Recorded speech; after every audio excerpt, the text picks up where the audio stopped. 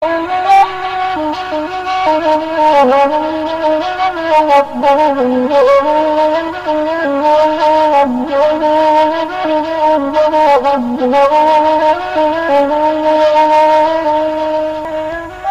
Datua, Ya, kalau memang orang Minang konsekuen dengan meletakkan Islam di landasan adat, seharusnya pewarisan haratu kepada anak, bukan ke kemanakan, sesuai dengan faraid.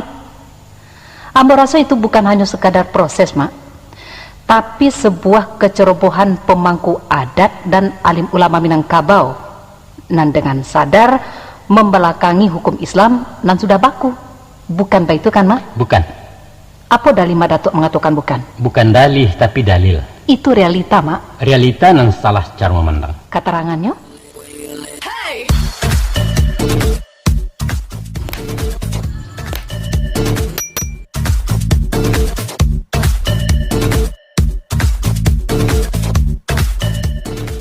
Adalah salah besar mengatakan adatlah membelakangi hukum Islam.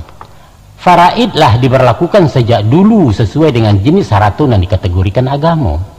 Adapun harta yang diwariskan kepada kemanakan itu adalah harta pusaka tinggi, milik komunal, milik orang banyak. Sedangkan harta pribadi diwariskan kepada anak dengan ketentuan 2/3 untuk anak laki-laki dan 1/3 untuk anak padusi. Apa leh? Penalaran menyimpulkan bahwa pada awalnya nan mandaruko atau membuka ladang ulayat adalah orang laki-laki. Taruhlah. Milik pribadi kan, Mak? Iya. Nah, mangga mangko disimpangkan pewarisannya. Itu terjadinya di zaman antah barantah sebelum Islam masuk ke Minangkabau. Ba'a dengan taruko sesudah Islam. Itu konsensus dan sifatnya hibah kepada kemenakan. Dengan ketentuan harus diwariskan ke bawah menurut jalur keibuan. Itu nan salah. Apa hibah tidak boleh dalam Islam? Indak boleh kalau dipasukan. Siapa masuk? Adat dan memaso. Tidak ada keterpaksaan. Dan ada hanyalah kepatuhan kepada hukum adat yang disepakati. Dan pemberian itu ikhlas. Mama berani memastikan niat nenek moyang itu ikhlas? Sedangkan Mak Datuk Perpatia indak hidup di zaman itu kan? Ada indikasi dan isyarat yang bisa dijadikan bukti. Apa tuh? Tidak pernah anak memprotes kebijakan bapaknya. Sadanya berjalan lancar, wajar, dan langgang. Artinya orang Minangkabau lah sekongkol dengan sebuah kezaliman. Di mana letaknya adat pasal di sarak pasal di kitabullah tu, Mak? Usul fikih mengatakan ar-rida syaidul ahkam. Rida itu raja hukum. Ambo indak malihat kepastian antara rela dan rapaso. Serba indak jaleh, dan itu namanya subhat.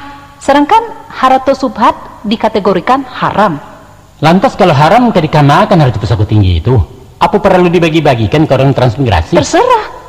Daripada memakan barang haram.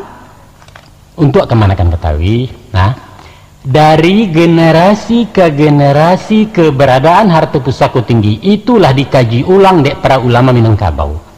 Terakhir dilaksanakan seminar di Batu Sangka pada tahun 1968 dan dihadiri pakar-pakar hukum dan ulama-ulama, antara lain Profesor Mr. Hazairin dan Buya Hamka. Hasilnya tetap menghalalkan pusaka tinggi. Artinya balia-balia itu berani menghalalkan sesuatu nan subhat. Bukan harta subhat, tapi harta musabalah. Apa tuh musabalah?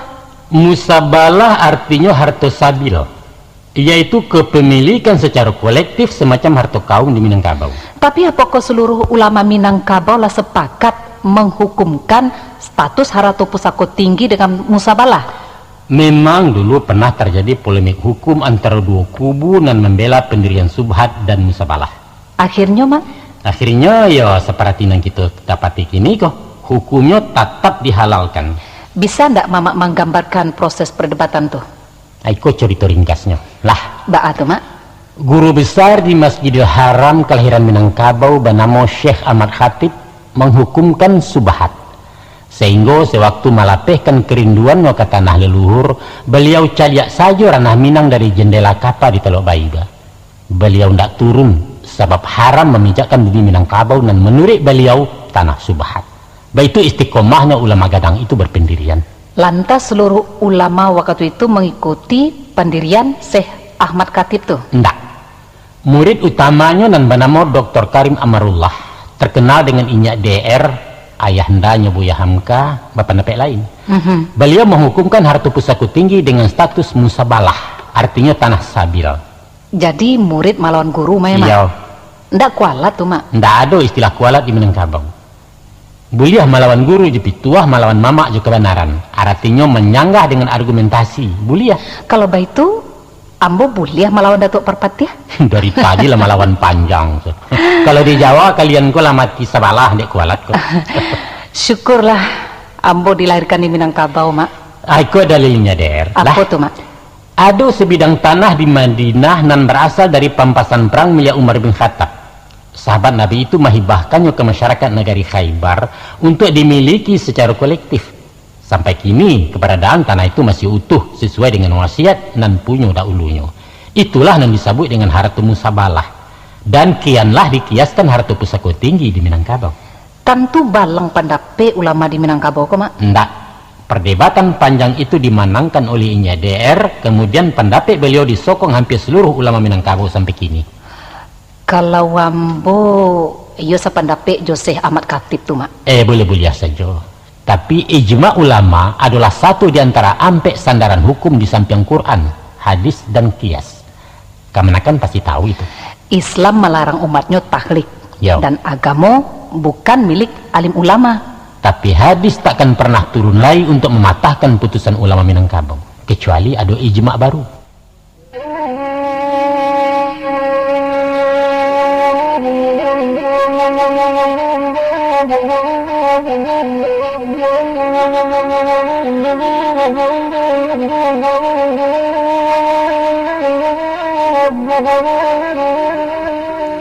Iku bukannya ijma karena ambo alun ulama.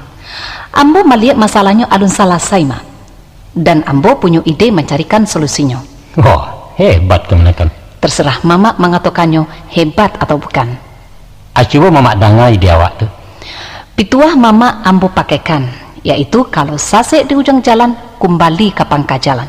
Nah, pangkanya? Pangkanya faraid. Pemuka-pemuka Minangkabau harus membuat kesepakatan baru untuk mengalihkan pewarisan harta pusako tinggi dari kemanakan kepada anak. Kekhilafan Salamonangko dianggap ya pemutihan lah. Untung-untung dosa kolektif kok diampuni dek Tuhan. Apa itu mungkin? Tidak mungkin, Mak. Nan diminta kemauan dan keberanian memurnikan hukum. Kalau indah, iyo bondo-bondo lah orang Minangkabau masuk neraka. Rancak. Baku rancak kece, Mama. Suatu terobosan baru nan mesti dipertimbangkan. Kini kok zaman reformasi, Mak. Iya. Sadonyo harus dikembalikan ke posisi nan adil dan bertanggung jawab. Apa menurut kemanakan merampe hak orang lain itu adil? Bukan merampe, tapi memulangkan kepada nan berhak. Nan berhak itu orang sekaum. Itu nandika dibagi-bagi, kemudian diwariskan kepada anak surang-surang. Mengkhianati wasiat itu berdosa. Asalkan melalui musyawarah, kan tidak masalah. Bersepakat dalam perbuatan dosa adalah fasik. Sebagai mahasiswa Islam, kemanakan mesti tahu bahwa yang diwariskan si mati kepada mustahaknya adalah harta pribadi. Sedangkan kepemilikan harta pusako tinggi hanyalah amanah, hak pakai dan bukan hak milik. Nah, orang nan berhak memindahkan status dari hak pakai menjadi hak milik hanyalah si penggarap pertama sebagai pemilik awal. Kini mana orang-orang tuh? Oleh sebab itu, keberadaan pusako tinggi dengan sistem pewarisannya tidak perlu dikutak-katik lagi. Biarkanlah abadi sebagaimana yang kita dapati kini. Wariskanlah harta puscarian kepada anak menurut hukum Islam dan pusakokanlah pusako tinggi kepada kemanakan menurut hukum adat. Itulah putusan masyarakat Minangkabau sepanjang sejarah. Kemudian kita kembalikan segala urusan kepada Allah, Zat nan Maha Tahu dengan segala sesuatu. Sepakat ya kemanakan? Nampak-nampaknya masalahku semacam dilema, Mak. Bak mamakan buah si malo kamu kata orang kowe. Memang kita indak berwenang menyimpangkan kepemilikan nan lah dilimpahkan nenek moyang masa saya suat. Iya. Kini ambo sabana paham kasih Mama dan ambo setuju sangat. Ada pepatah lama mengatakan. Apa tuh, Mak? Kalau takut dihantu jangan lari ke kubur. Kok takut juga kata-kata usah lalu di penjemuran. Apa pula makasihnya tuh, Mak? Usah mencari barang yang elok melalui jalanan buruan, malah akan memperparah penyakit. Kalau menurut usul fikih, Menghindarkan kemudaratan lebih diutamakan dari mencapai kemungkaran. Nah, kan ya tuh adat sairiang jauh kamu. Itulah intisarinya adat bahasa Indonesia syarat pesan di kitabullah. Terima kasih, Mak. Kini pandangan ambo mulai berubah ke Minangkabau.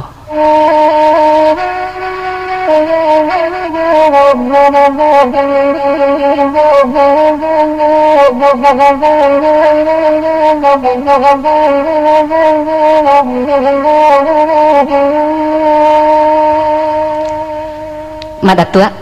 Iya. Ambo kaba curito cie. Lain na Muhammad mendangannya. Curito atuh. Curito membuat malu, tapi menggalak. Hebat tuh. Sabananya bukan malu itu na menjadi masalah, Mak. Atau sakit dicubi anduang sampai di rumah. Tapi sampai kini ambo yang ndak mengerti itu, Mak.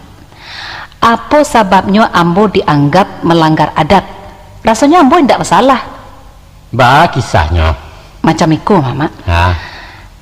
Tapi beko tolong berikan keterangan tentang gulai misterius tuh. Ya didangala dulu. Jadilah. Waktu ambo masih SD. Iya. Ambo menurut Juan Duang pai barale. Sesudah bersalam-salam dek mama aku namanya. Iya. Kami makan. Iya. Hidangannya cara makan beradat. Jambanyo tahu lah mak, sepanjang rumah. Iya. Gulainya macam ragam. Sambaran ketik-ketik itu sabali hidangan. Bisa mak bayangkan nan agak kasar-kasar ke. Letak di tengah-tengah. Tengah ya. Tapi ada beberapa buah raju gulai. Terletak paling di tengah. Itu namanya kepala jamban. Oh, kepala jamba ya. Itu sarupuano ke mama goreng ikan saiko bule. Yo. Tuko randang sagadang timpuruang. Iya. Tuko ayam sabala gadang tuh. Yo. Kan dek rasuka lama rasul dia mak gua. Mancalik lawak batabua bawang tuh mak. Ambo cokok lah punggung ikan kali kepala jamba tadi itu dia mama. Capek tangan ambo di toko dia doang. Dek orang habis maduk sebalik galak bagumam. Onde mak, iu mana ndak tangguang malunya ambo mak. Malu ya. Menjadi tontonan orang banyak, bayanglah dia mak.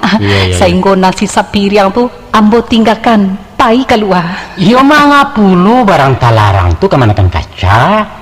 Untung lagi sedang anak. Aku lah segadang kini ku pasti kada masalah. Apa salah ambo mak? Salah kemanakan namanya mama cah bue. Muka suitnya? Malangga etika nan sangat dijunjung tinggi di tanah Merdeka. Nan menjadi persoalan kini bukannya substansi hukumnya mak, tapi latar belakang dari suatu simbol adat. Apa bana makna kapalo jamba nan dianggap sakral bagi masyarakat Minangkabau? Indah bertanya pakaian doang apa sebab nak buliah. Usahakan bertanya lagi. Sepanjang jalan pinggang ambo ku habis kena cubi. Di rumah indah lo tanya. Bertanya lagi ke mama. Malah bertambahkan berang ambo dek mak. Bertanya lo ke papa. Jawabnya lain kali jangan pai-pai jo barale. Bertanya pula ke om. Katanya indak buliah di sintu-sintu kapalo jambatu. Cilaku awak. Mama dapat malu kalau kemanakannya kurang ajar di rumah orang. Waktu ambo tanyakan kurang ajar beliau malah mariak kadang. Indak buliah bapantang dalam adai. Indak buliah. Atau ambo tanyakan sebabnya. Pendeknya indak buliah katanya. Jadi sekadar indak buliah saja. Kada tu pengulu indak bertanya. Tapi sampai kini alun ado jawaban dan memuaskan. Ambo berpikir surang mak. Kalau memang indak kadi makan, ya simpan saja di belakang. Iko indak, orang dipersilahkan makan. Tapi gulainya ndak buliah di situ. Itu kan bolok-olok namanya. Itu kan ria. Sedangkan ria berdoso. Ndak begitu mak. Apa saja keterangan beliau-beliau nan pernah kemanakan terikmu?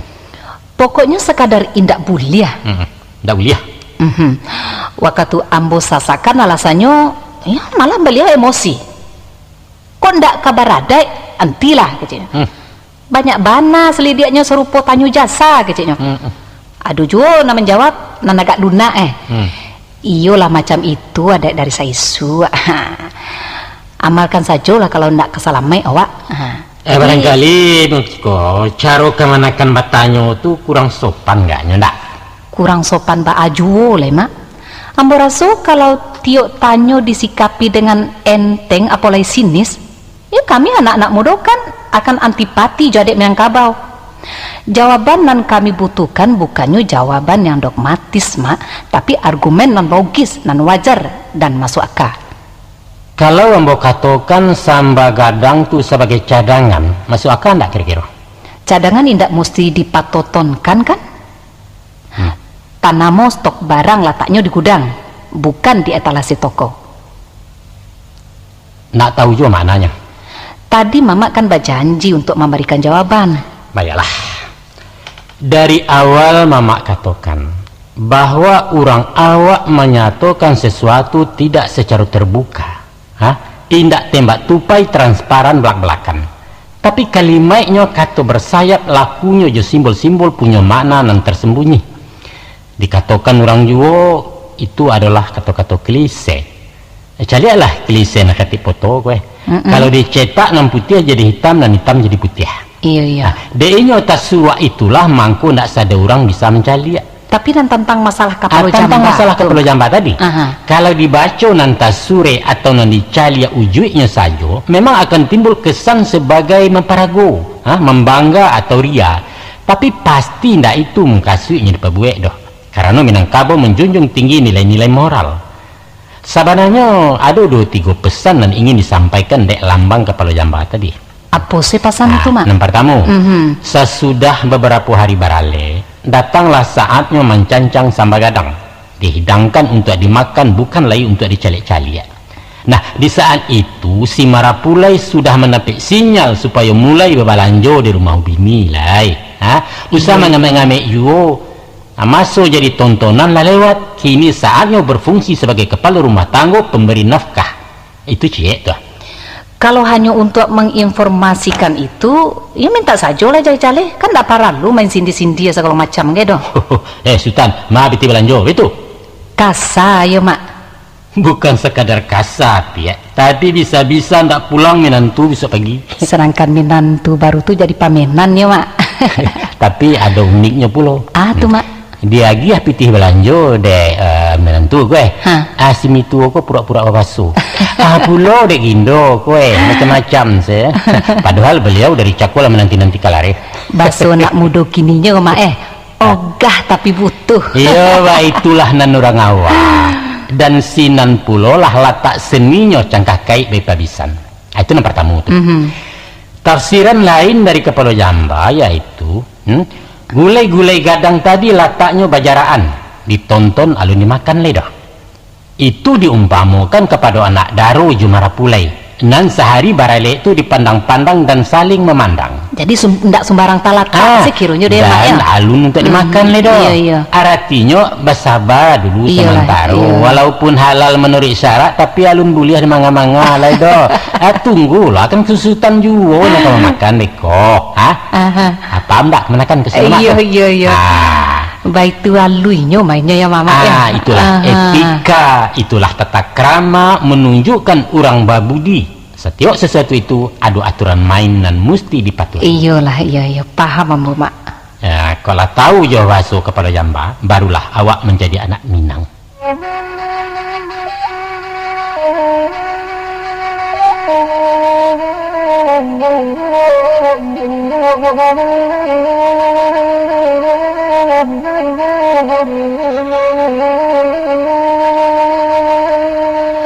Mak Datuk. Ya. Sebenarnya banyak lainan kamu tanyakan. Lai jo boleh mak. Tanyalah, alai. Iko mak. Ada pepatah mengatakan walaupun harimau dalam parwi, kambing juola keluakan. Atau balai? Balain di dalam, balain di luar. Atau tidak satu kata dengan perbuatan.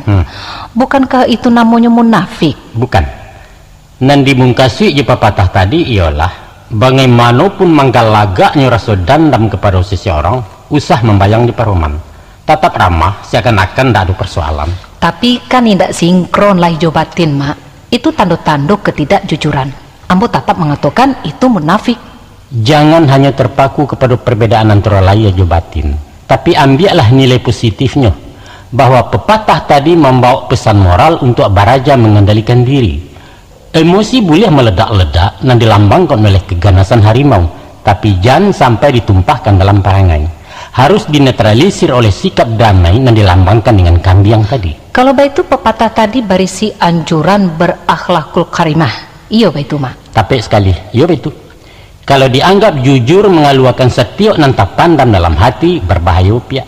Baku bantu tuh. Nah, harimau di dalam paru, harimau juga dimuntahkan apa tidak disasahnya orang sebalik. Oh iya. Redam amarah itu pesannya. Nah, kalau dalam pantun disebutkan anak siamuak dalam padi, cukup di dalam pawarasan, sungguh baramuak dalam mati di muka usah kelihatan. Rumit juga memahami pepatah waku ke mama. Bingung ambo. Usah bingung-bingung, tapi barajalah arih menangko ujung kato.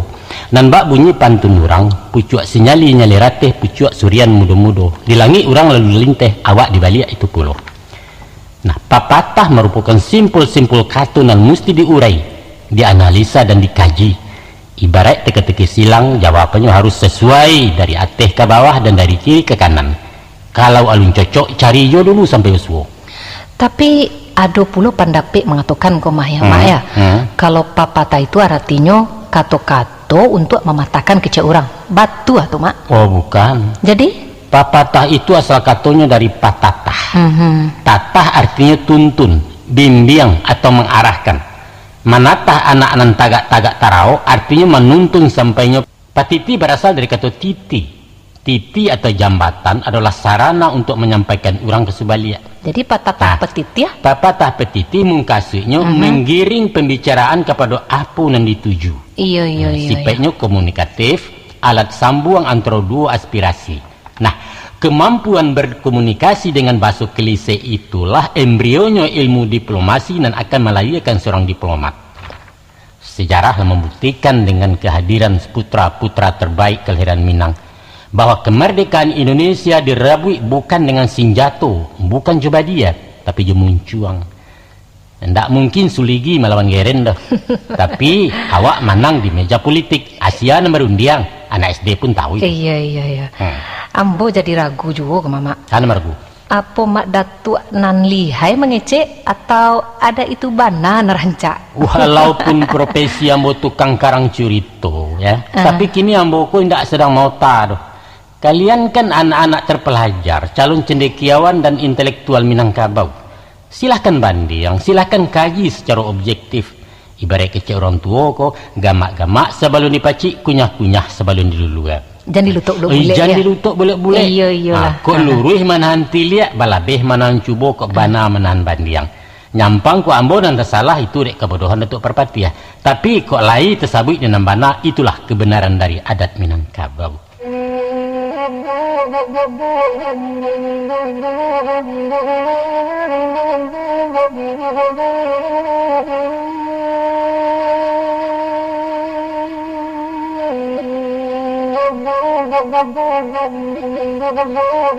Dunia peradaban di barat maupun di timur dari Saisuk sampai kini memakai sistem kekerabatan patrilineal. Iya. Artinya menghitung garis keturunan dari nasab kebapaan. Betul. Hanya etnis Minangkabau dan beberapa suku bangsa terbelakang saja nan menganut sistem matrilineal atau keturunan melalui jalur keibuan. Betul kan mak? Betul. Artinya peradaban Minangkabau lebih rendah dari orang lain. Bukan jaminan jumlah nan banyak lebih banyak dari jumlah nan seketek. Tapi terjadi penyimpangan budaya nan sangat menyolok kan mak? Justru di sinilah letak kelebihan orang Minangkabau. Mungkin kekurangan mak?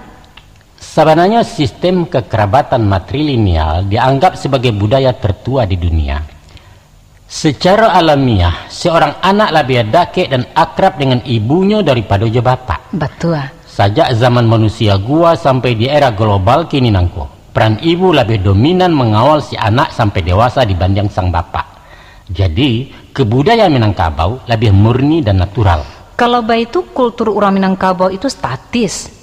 Tidak pernah beranjak dari titik awal. Sedangkan oranglah bergerak maju. Apa itu salah? Tidak salah, tapi menyalahi peradaban. Apa dengan basuku kepada ibu menyebabkan orang Minangkabau itu dianggap tidak beradab dan terisolir dari dunia pergaulan. Buktinya indah kan? Memang indah. Nah, untuk apa dipersoalkan? Tapi kan menyimpang dari ajaran Islam. Tolong tunjukkan satu dalil bahwa matrimonial itu haram. Bukan persoalan halal atau haram, Mak, tapi martabat manusia. Iko khusus urusan dunia kemanakan? Rasulullah mengatakan antum a'lamu bidunyarikum, kamu lebih tahu dengan duniamu. Artinya manusia dibebaskan membuat apa saja yang menurut mereka elok, selama tidak bertentangan dengan syariat. Tapi Islam mengisyaratkan memakai sistem patrilineal. Buktinya? Manusia dikatakan Bani Adam, keturunan dari Adam.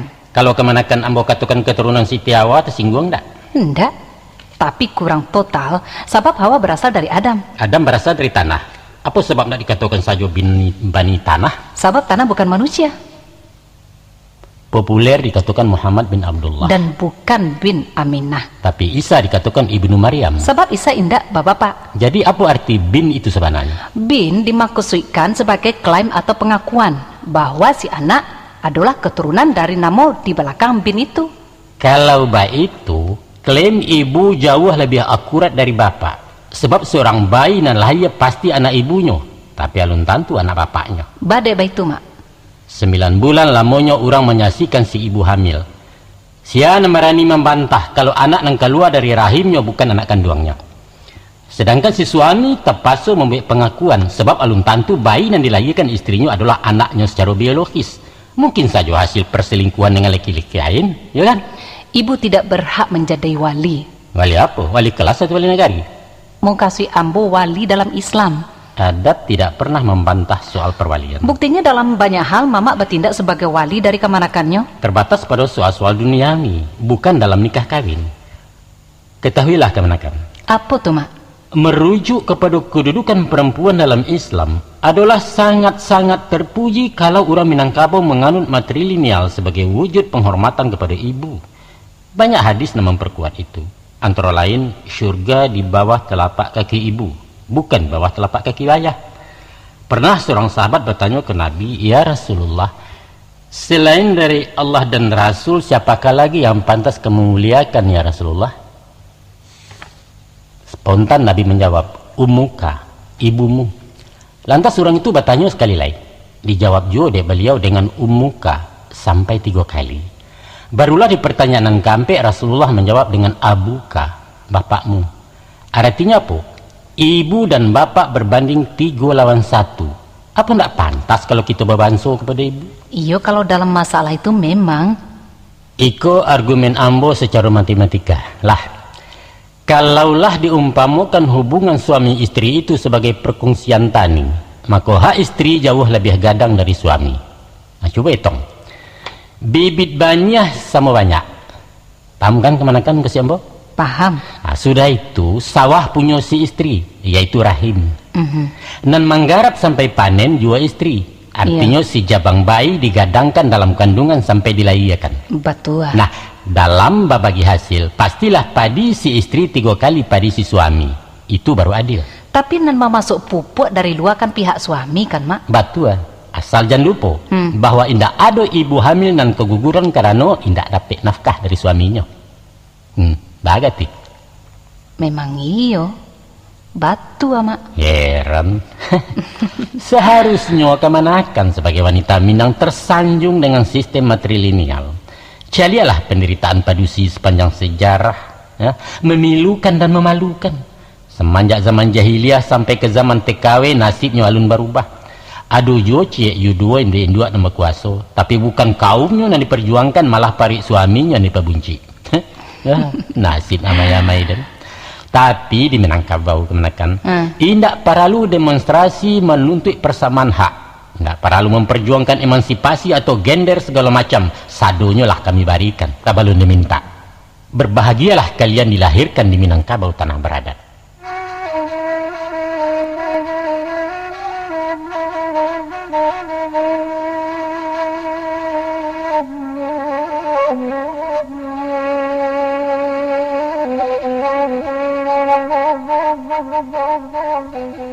Lah boleh kita lanjutkan, Mak? Silakan.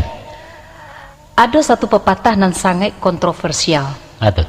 Hampir ada orang menafsirkan sebagai gambaran orang ciluah, orang licik, curang, pengkhianat, dan macam-macam. Katanya ikulah pepatah nan mesti dibuang. Bahkan ada nan menyebutnya itu bukan pepatah tapi kata-kata preman. Apa bunyinya? Yaitu taimpi nak di atas, takuruang nak di luar. Oh itu. Memang banyak yang menilainya negatif. Nan parahnya, ada nama mandangnya pepatah itu lukisan dari watak orang awak nan memang serupa itu. Galia. Baan dan sabananya, Mak. Terjadi satu kekeliruan interpretasi nan fatal akibat orang membaca secara harfiah. Sehingga basualah sosok yang bertolak belakang dengan pesan yang dikandungnya. Sayang sekali. Itulah akibatnya kalau hanya membaca nan tasure, meliek nan nampak, maresek nan terasa. Kata mama tadi indak boleh melihat nan nampak. Bukan tak boleh ya, tapi tunggu diyakini sebagai sesuatu nan ado. Tak salah tuh, Mak. Ndak? Agak sulit ambo menangkuknya, Mak. Betul. Sebab siapapun tahu kalau nan dicalek itu adalah rupo, nan didanga adalah bunyi, dan nan diawai adalah raso. Rupo nan dicali hanya sabateh pandangan mata lahir, bukan mata batin. Sedangkan alat pancaliak nan bernama mata indak salamunyo jujur. Acuk pedutuh. Orang rabun barangkali itu, Mak. Bukan, malah pandangan orang buta lebih tarang dari pandangan orang nyalang. Sebab apa? Sebab mata batinnya difungsikan. Maaf, Mak. Ambo bantah penapik mama bahara sonyo alat panca indera itu pembohong. Itu pelecehan terhadap ciptaan Allah. Justru di sinalah letak keagungan Tuhan. Panca indera hanya sekadar alat bantu. Sedangkan hasil rasa dari panca indera dikirim ke otak untuk dipereso dan diolah. Kemudian diturunkan balik ke hati untuk dipahami. Itulah yang dinamakan rasa dibawa naik, pareso dibawa turun. Ambo yang ingin bukti, Mak. Pernah ke kemanakan tagak di tepi pantai di malam hari? Pernah. Menampak lampu kapal ijo-ijo di tengah lawi sedang menuju dermaga di dakek kemanakan tagak? Taruhlah. Tidak lama kemudian kapal mendakek dan marapek. Acuh jawab dengan jujur. Batu aku lampu kapal itu ijo-ijo macam nampak tadi. Tidak batu. Maku badu tolah mata kemanakan. Oh. Nah tagaklah di antara dua rel dan membentang jauh. Kemudian layukkan pandang ke arah nun jauh di sana. Sasayuk-sayuk mata memandang. Maka nampaklah di ujung kedua rel basobok di satu titik dan menyatu menjadi satu. Tapi cuba jalani kemanakan. Sampai pun ke stasiun di sampai akhir penantian. Ujung rel indak menyatu dan takkan pernah bersatu selama ada lokomotif. Satu bukti kebohongan mata penengah lagi. Bunyi tontong di tengah malam lebih lantang dari di siang hari. Padahal volumenya tetap tidak berubah. Talingo acok bekicuah, nalai acok tak jujur. Itulah sebabnya keluar rangkaian kata dek golongan kaum sufi. Katanya macam itu. Sesungguhnya yang ada ini tidak ada. Yang ada hanya sesuatu yang tiada. Waduh. Iyalah sapana Jawa tuh, Mama. Iyalah tak jangkau di utak ambo tuh doh. Aku balik sajalah ke pakar kaji ko, Mama. Makna papatahanan tadi itu Iya. Sangajo memang mamak sonsangkan dari ujungnya nak jaleh benau rek pangkalnya. Tolong terjemahan dari taimpi nak di atas tak kurang nak di luar tu, Mak. Jadi sebenarnya ungkapan itu bersifat merangsang spirit dalam memacu semangat merubah kondisi dari keterpurukan. Taimpi dalam konteks itu adalah gambaran situasi gawat darurat. Dan kalau tanpa upaya jo usaha akan menjadikan keadaan lebih parah. Itu arti taimpi. Kemudian diikuti oleh kata-kata nak. Nah, alo mukasuinya itu. Mukasuinya adalah kemauan, pede dan punya nyali untuk merubah keadaan. Sedangkan arti diateh ialah posisi aman dan menguntungkan. Jadi kesimpulannya roh dari pepatah tadi tidak lain untuk membangkitkan energi batin dalam merubah nasib, diiringi dengan gerak usaha, kemudian berserah diri, tawakal tu Allah. Kalau tak kurang nak di luar, Mak, sama saja. Tapi apa itu mungkin? Di mana tak mungkinnya? Bisa saja seorang tersangka yang seharusnya ditahan di lembaga pemasyarakatan dikenaikan tanah rumah. Statusnya tetap tahanan, namun ditahan di rumah sendiri jauh lebih lama dari di penjara. Ini tak kurang tapi di luar. Nah, upaya mencapai keringanan itulah yang menjadi sasaran pepatah yang dikatakan kontroversial tadi. Lai ranca mukasinya tu, Mak, ya? Iya ranca. Bukan manjurkan nan buru, bukan dialah orang sansarwasakan awak salamai, nak talanya olah nan di bawah nan pokok awak dia teh hendak peduli nan tempi, bukan itu. Salamaikan diri, lantehkan angan, jalankan naka, ba'a kecara usahakan tanpa merugikan orang lain. Awak mendapat orang hendak kehilangan. Itulah prinsip ajaran moral Minangkabau. Kalau baitulah terjadi penyelewengan arti nan batulak belakang, Mak ya. Iya. Nanambo tahu salamoko pepatah tadi seakan-akan pembenaran dari karakter orang awak nan curang, egois dan nak menang surang. Mungkin saja banyak orang awak berperilaku buruk macam tadi, tapi itu bukanlah karakter Minang secara kelompok. Dimanapun nan buruk pasti ada di antara nan elok, karena Tuhan menciptakan segala dua. Nan perlu hati-hati menerjemahkan pepatah, usah merusak barang elok karena ketidaktahuan awak.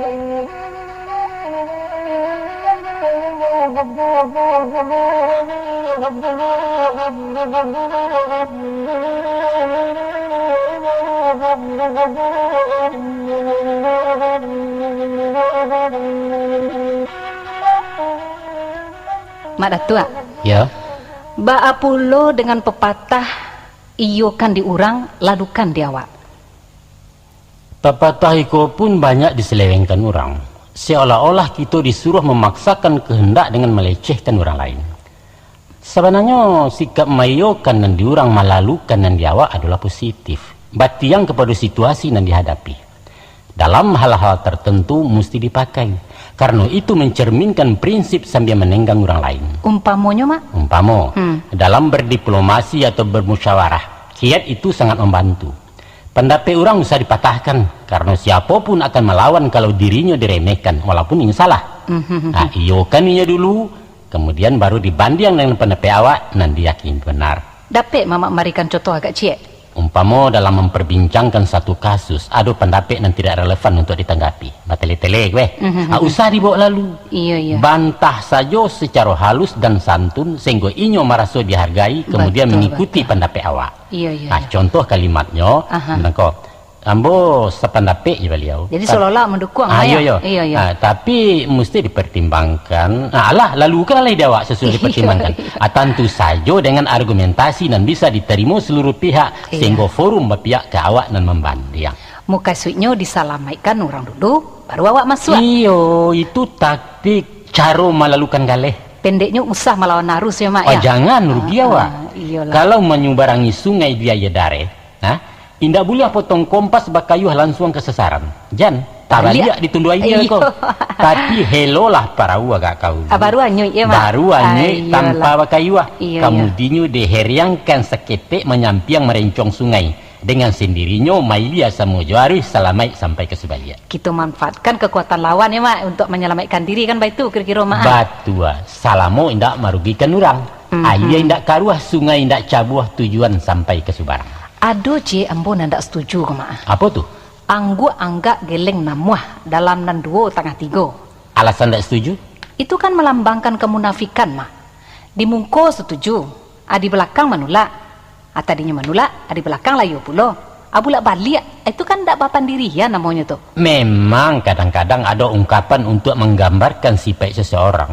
Orang nan ragu-ragu, orang nan mudah merubah pendirian dek panakui lemah mental. Tapi ada kalonyo disengaja karena tapaso untuk membela diri. Dalam hal semacam itu, nilainya positif. Jadi sifatnya insidental, boleh saja. Tapi ambo tetap memandangnya sebagai pengkhianatan, Mak. Antara pengkhianatan dan kejujuran ibarat dua sisi mata uang. Tergantung dari mana kita memandangnya. Orang Minangkabau menerima isi pelakat panjang dan merugikan, sedangkan hatinya menolak tidak setuju. Itu tapaso dilakukan di bawah tekanan politik kolonial. Kuat ditulak negari caya para pemimpin ditangguai kaparang tak mungkin lain. Di sinan terpakainya pepatah anggu angga geliang namuh dalam nan 2,3. Samo jo duduk bakisa tagak papaliang maya, Mak. Saroman tapi tak samo. Bah mantun. Adapun duduk bakisa tagak papaliang sebagai perubahan sikap atau pendirian. Artinya tidak konsisten, tidak jujur dan tidak bisa dipercaya. Inyo bisa negatif bisa positif. Tergantung berubahnya dari maka kama. Kalau perubahan sikap dari sampilik ke paragiah itu kerencak. Tapi kalau duduk bakisa tagak papaliang dari perjanjian itu sifatnya tidak terpuji namanya. Orang nan lari pandirian dinamakan bajing loncat, petualangan politik. Mulia saja menyebarang asalkan di sekitar wilayah yang berpelaton sama. Umpama dari Matuari ke Bulan Sabi. Nah, tidak masalah, asalkan izin dari Masumi ke PKI. Dalam hal itu, kemenakan, lafaz pepatahnya lebih lengkap macam itu. Buliah duduk berkisah asahkan di lapiak nan sahalai. Buliah tagak berpaliang asahkan di tanah nan sabingkah. Artinya tuh, Mak? Artinya masih dalam koridor ideologi pembauran. Ya, itu istilah para pengamatnya. Tapi bagaimanapun itu kan mencerminkan pribadi nan rapuh, Mak. Tidak istiqamah, labil, dan... Kat. Kita karek tentang nangko itu bukan wilayah pembicaraan awak. Tulisan politik itu. Balik ke pangkat kaji gitu lah. Secara kultural, orang Minangkabau lebih cenderung memakai sikap abu-abu daripada hitam putih. Biar pola pikir, bicara, dan perilakunya dalam pergaulan umum. Nampak-nampaknya karakterku lebih dinamis, bervariasi, dan cocok jawab tak orang awak. Penampilannya candu ragu-ragu, tapi berprinsip. Nah, lihat saja sini arsitek rumah gadang. Baru mengadang lah. Posisi tagaknya tidak vertikal, agak condong candu karabah. Namun jarang rumah gadang tumbang di angin. Sebabnya tuh, Mak? Sebab kekuatan serangan angin dijinakkan lari ke tanah oleh kemiringan dinding. Persis serupa hidung kapal membawa ombak. Goncangan-goncangan dari luar diantisipasi dengan pasak yang berfungsi sebagai engsel. Inyo bermain kalau datang gampo mahaya. Itu pun tiang akan bergeser sekadar keperluan, tapi berpantang lapeh dari sandi sampai tagak. Walaupun gaya bangunannya nampak cahaya, tagak miri yang berpaku indak tunggak di tanah batu picak, namun di sinalah rasio letak kekuatan nyali powernya Minangkabau. Lentur, pandai bermain, fleksibel, tidak kaku, tapi berprinsip. Tarinya si ganjol lalai ya, Mak? Pada tampuah surit nalabiah samui tepijak indak mati lalu tetaruang peta tigo. Itu namanya gerakan misterius tuh, Mak. Lihat pula silek tradisinya. Lah, maher yang agak membungkuk langkahnya candu wasera. Dek urang rabah tanda kalah, tapi bagi pendekar Minangkabau sengaja rabah ke tanah sebab posisi di bawah membuat gerak lebih lincah. Kok kucing lah rabah menilantang, musuhnya indak barani dake. Maka tumbuhlah dalam pepatah, biarlah roda berputar, asalkan sumbu tetap di tengah. Penuh kepura-puraan, susah ditebak dan licik ya, Mak ya? Bukan licik, tapi lihai, cadia. Silahkan bagi saya duduk, tapi awas, usah pindah dari lapiak nan sahalai. Buliah saja tagak berpaliang, asalkan tetap di tanah nan sabingkah. Itu strategi, rancak.